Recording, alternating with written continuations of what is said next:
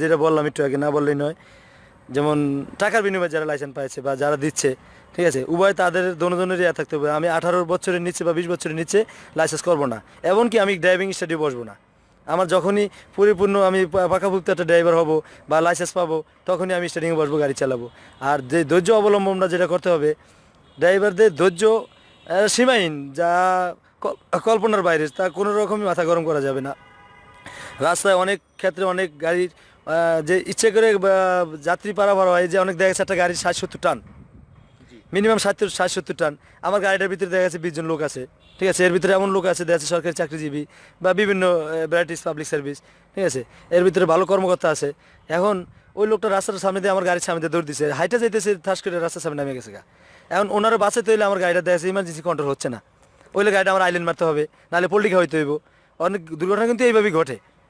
একটা রিক্সা সে যাইতেছে আস্তে আস্তে। তো আপনি বলতে চাচ্ছেন যে একজন ড্রাইভারের প্রচুর সতর্কতা অবলম্বন করতে হবে, ধৈর্য ধারণ করতে হবে এবং ধীরে সুস্থে আস্তে ধীরে বাস ড্রাইভিং করতে হবে, তাই তো? জি। এবং এখন আমার আরেকটা প্রশ্ন, সেটা হলো যে আপনি সাধারণ যাত্রীদের সম্পর্কে কিছু বলেন। যারা সাধারণ যাত্রী ঢাকা শহরে চলাফেরা করে, তারা আসলে কিভাবে চলাফেরা করলে, কিভাবে চলাফেরা করলে অ্যাক্সিডেন্ট হওয়ার সম্ভাবনা মানে একেবারেই কমে যাবে? তা এটা তো হলো আপনার মূলত এই ফুটপাত তো আছেই, কিন্তু আমরা দেখা গেছে ম্যাক্সিমাম লোক ফুটপাত ব্যবহার করি না। ওভারব্রিজ তো মোটেই না, হিসাব করতে গেলে দেখা গেছে 20% মানুষ ওভারব্রিজে ওঠে না। 80% লোকই রাস্তায়, যেমন মিরপুর 10 নম্বর গোলচক্কর, ম্যাক্সিমাম বিকালবেলার জামটা কিন্তু যাত্রী পারাপার হওয়ার জন্য, লোক পথচারী যারা আছে, ঠিক আছে। সিঙ্গেল ছাড়তেছে ট্রাফিক, লোক সামনে দিয়ে এক দল যাইতেছে হাঁটিয়া, তখন অটোমেটিক সিঙ্গেল আবার পড়ে যায়, তারা ওভারব্রিজ ব্যবহার আবার করছে না। ব্যবহার করছে না, ঠিক আছে। আমি দেখা গেছে 1/2 কিলোমিটার রাস্তা আমি হাইটে যেতে পারি, আমার বড় জোর 10 মিনিট লাগবো, কিন্তু আমি আধা ঘন্টা গাড়ির জন্য অপেক্ষা করতেছি। গাড়ি দুইটা বললাম, এই বেটা যাস না কেন, ঠিক আছে। তখন দেখা গেছে একটা ডাইরেক্ট যাত্রী যে বেটা মতিঝিল যাবে, উনি দাঁড়িয়ে আছে গাড়ি যাওয়ার জন্য, ঠিক আছে। যানজটটা তো এইভাবেই সৃষ্টি হয়। যেমন আমি হাইটে যেতে পারতেছি 5 মিনিট, আমি হাঁটি না, আমি 10 মিনিট গাড়ির জন্য দাঁড়িয়ে আছি। আর যে বেটা অফিসে যাবে মতিঝিল, তার মিনিমাম 15 কিলো রাস্তা, তার অফিসে যেতে হাইটে যেতে পারতেছে না, ওনারা উঠতে দিতেছি না, আমি ধাক্কা আগে উঠে গেছি, ঠিক আছে। ওইটাতে কিন্তু গাড়ি সামনে না যেতেই দেখছে, এই নামা বের কর, আমি নামবো। কিন্তু ওই ডাইরেক্ট যাত্রী না উঠে না দেখছে ওরে না আমার লোকালকে নামাইতে হইতেছে। আর উনি তো ওই জায়গায় নামবো, 5 টাকা ভাড়া দিচ্ছে, তাকে নামাইতে হবে, আমি তো তাকে নিয়ে আর মতিঝিল যেতে পারবো না। কিন্তু মূলত কিন্তু এইভাবেই কিন্তু এরা এরা অ্যাকচুয়ালি অনেক যাত্রী যারা যে কাছেতে আসা যাওয়া করে, তারাও এরা অ্যাকচুয়ালি এই যানজটের বা দুর্ঘটনা এরা কমাইতে পারে। Thank you. সম্প্রতি দুজন আচ্ছা ছাত্রছাত্রী মারা গেছে, হ্যাঁ। এই যে ছাত্রছাত্রীদের তাদের সহপাঠীদের যে এই আন্দোলনটা হচ্ছে, এই আন্দোলনটা কি আসলে যুক্তিযুক্ত? এই আন্দোলনটা হওয়া কি উচিত ছিল? আপনি কি মনে করেন? আমি বলবো অ্যাকচুয়ালি নিরাপদ সড়ক হিসাবে দেশের ভালোর জন্য বা জনগণের ভালোর জন্য নিরাপদ সড়ক চাই, এটা আমিও চাই। অ্যাক্সিডেন্ট তো এটা কেউ ডাইকে আনে না, আর কেউ ইচ্ছা করে মরে না। এই অ্যাক্সিডেন্টটা কিন্তু অনেকটা বলাই হয় যে সরাসরি তাদের গায়ের উপরে বাস উঠিয়ে দেওয়া হয়েছে। এটা তো অনেকটা ইচ্ছা করেই, তাই না? আসলে অ্যাকচুয়ালি এটা হায়াত ময়তের মালিক আল্লাহ, তারপরেও আমার চেষ্টা থাকতে হবে। যেমন মানুষ অনেকেই অ্যাক্সিডেন্টে হয়রানি হইতে হয়, এমনকি মৃত্যু পর্যন্ত ঘটে, বা অনেক মেডিকেল হাসপাতাল, ঠিক আছে, দৌড়াদৌড়ি করতে হয়। অ্যাকচুয়ালি অ্যাক্সিডেন্টটা হলো একটা জাস্ট দুর্ঘটনা। আমি যে বলি, দুর্ঘটনাটা এটা ইচ্ছাকৃতভাবে কেউ করতে চায় না। আমি মনে করবো যে ইচ্ছাকৃতভাবে করছে, উনি মানুষ না, উনি অমানুষ বা যা এই যে মানছে। নতুন নতুন যে আইন হয়েছে, আপনার সর্বনিম্ন একজন হেল্পারের ক্লাস পঞ্চম শ্রেণী পাস হতে হবে এবং একজন ড্রাইভারের অষ্টম শ্রেণী পাস হতে হবে, হ্যাঁ। সো এবং আরও যেই আইনগুলা করেছে, আপনি অবশ্য এগুলা জানেন। তো এই আইনটা কি ঠিক হয়েছে এবং এই আইনটা কি কার্যকর হবে বলে আপনি মনে করেন? আমি মনে করব আইনটা কার্যকর হবে, যেটা শিক্ষা জাতির মেরুদণ্ড বলে অনেকে, বা এটা বাস্তবিক, শিক্ষা ছাড়া অচল।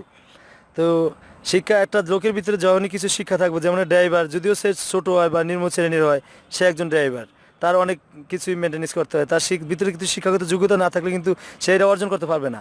একটা হেল্পার তাও কিন্তু অনেক মানুষের সাথে অনেক কথা বলতে হয়, বা অনেক কিছু জানতে হবে তার, রোড সম্পর্কে, গাড়ি সম্পর্কে। শিক্ষা না থাকলে তার ভিতরে এসে কিন্তু পুরোপুরি সাকসেস হতে পারবে না। আর যেটা যে অ্যাক্সিডেন্ট, যে কিছুদিন আগে যেটা হলো, যে আমি বললাম একটু আগেই, 3টা গাড়ি আমরা রাখতেছি, আমি মাঝখানে, আমার গাড়িটার 5টা কাগজ আছে পারফেক্ট।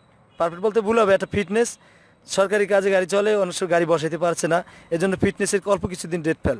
আমার মালিক ফিটনেসের টাকাও জমা দিয়েছে, কিন্তু আমার গাড়ির কাগজও নিয়ে গেছে, এমনকি আমার লাইসেন্স দেখেছে, আমার গাড়িটা ভাঙে নেয়, আমার সামনে পিছিয়ে দৌড়া গাড়ি ভেঙে ফেলেছে। গাড়িটা কিন্তু সরকারি রাজস্ব কাজের জন্য চলতেছিল, মেট্রো রেলে, ঠিক আছে, 2টা গাড়ি ভেঙে ফেলেছে। আপনি কি মনে করেন এটা ঠিক হয়নি? না, আমি বলবো অ্যাকচুয়ালি এটা এটা দেশের প্রশাসন আছে, আইন আছে। না, এটা তো তখন আসলে একটা আন্দোলন ছিল যে যারা ড্রাইভিং লাইসেন্স নেই, যাদের কাগজপত্রের সমস্যা, তারা বাস চালাতে পারবে না। এটা সরকারি গাড়ি হোক আর যেই গাড়ি হোক, এটা তো আন্দোলনের ভিতরে পড়ে গেছে। তো এটা না না, অ্যাকচুয়ালি এটা আমি বলবো ঠিক আছে আন্দোলন, কিন্তু এটা আমি এখনো করুক, এটা এখনো হোক, বাস্তবায়ন হোক, বা এটা সবাই মেনে চলুক, লাইসেন্স কাগজ ছাড়া গাড়ি চালাবে না। এই আন্দোলনটা হয়েছিল বলেই কিন্তু এখন নতুন একটা আইন হয়েছে। এখন সবাই একটা নিয়মের ভিতরে চলে আসছে। আচ্ছা, হ্যাঁ। আন্দোলনটা না হলে কিন্তু এটা হতো না। হয়তো না, এটা তো অ্যাকচুয়ালি এটা আমিও একমত। ঠিক আছে, যেহেতু সড়ক নিরাপদ সুন্দর চাই, ঠিক আছে, নিরাপদ সড়ক চাই। এটা কিন্তু বলা হয়েছে যে এটা যদি কেউ ইচ্ছা করে, আপনি ইচ্ছা করে একজন মানুষকে যদি মেরে ফেলেন, আপনার সেই ক্ষেত্রে সেটা যদি প্রমাণিত হয়, সেই ক্ষেত্রে আপনার মৃত্যুদণ্ড হবে। কিন্তু আপনি ইচ্ছা করে না, আপনি হঠাৎ করে যদি অ্যাক্সিডেন্ট হয়ে যায়, সেই ক্ষেত্রে যদি হয়, তাহলে কিন্তু সেই ক্ষেত্রে এই আইনটা কার্যকর হচ্ছে না। সো সেই ক্ষেত্রে আপনার এই ভয় পাওয়া আচ্ছা, না না, অ্যাক্সিডেন্টটা কিন্তু এইভাবে হয়, গাড়িটা যখনই ড্রাইভার চালাবে একটা অ্যাক্সিডেন্ট তারা তো হয়ে গেছে, ঠিক আছে, এখন এটা দেশে প্রমাণিত হয়ে যায়, কারণ গাড়ি ভালো আছে, ঠিক আছে, ওই লোক রাস্তার সামনে দিয়ে দৌড় দিছে বা আরেকটা গাড়ি উল্টাপাল্টা চাপ দিছে, ব্যালেন্স রাখতে পারে নাই, মারে দিছে, তখন কিন্তু অ্যাকচুয়ালি কথাটা এইভাবে থাকবো না, তখন হইব কি ড্রাইভার তো অ্যাক্সিডেন্ট হচ্ছে উনি করছে, ম্যাক্সিমাম দেখা গেছে এরকম হয়ে যাবে। কারণ হলো আমার দুর্বলতার সুযোগটা যখনই পাবে তখনই আমার একটা বিতর্ক সৃষ্টি হবে, তখন আমার জেল জরিমানা দিতে হবে বা আমার হাজত খাটতে হবে, ঠিক আছে। তা আমি বলবো ম্যাক্সিমাম লোক, আর কেউ করে না করে এই ধরনের হয়রানি হতে হলে আমি গাড়ি চালাবো না, আমি রিক্সা চালাবো। কারণ যদি আমার কর্মক্ষেত্রে আমার কাজ করে যদি, ঠিক আছে, আল্লাহমন্দি না করুক, আমার গাড়ি বের ফেলে হয়ে গেছে, একটা দুর্ঘটনা ঘটে গেছে, তখন আমার জেল খাটতে হবে বা আমার মৃত্যুদণ্ড দিতে হবে, তো আমার পরিবারের ফ্যামিলি কী অবস্থা হবে, এদেরকে কে দেখবে? তখন তো আমি গাড়ি চালাবো না। ফুটপাত ব্যবহার করুক বা কোনো রাস্তায়, যেমন অন্যান্য দেশে কিন্তু এরকম সিস্টেম নাই যে একটা গাড়ি যাইতেছে ওর সামনে দিয়ে একটা লোক দৌড় দিছে, রাস্তা পার হচ্ছে, ঠিক আছে। আমাদের দেশে কিন্তু ম্যাক্সিমাম এটা হচ্ছে, আর এই জন্যই দুর্ঘটনা অনেক ম্যাক্সিমাম ঘটছে। দেশের আইন তো হলো আইন, নামে আইন, আসলে কাজে তো আইন না। যেমন আমি অ্যাক্সিডেন্ট করে গেছি, এমনও কালোবাজ এমনও দেশে আছে, যতই আইন হোক, আমরা জন্মই নিয়েছি পাপ থেকে। আমরা চোখ মিলিয়ে পৃথিবীতে আসার চোখ মিলিয়ে দেখতেছি যে দুর্নীতি, কারণ আমাকে মূল গোড়ার থেকে শুরু হয়ে আছে, ঠিক আছে। দুর্নীতি যদি শেষ করতে হয়, আমি বলবো নতুন করে আবার বাংলাদেশ শুরু হতে হবে।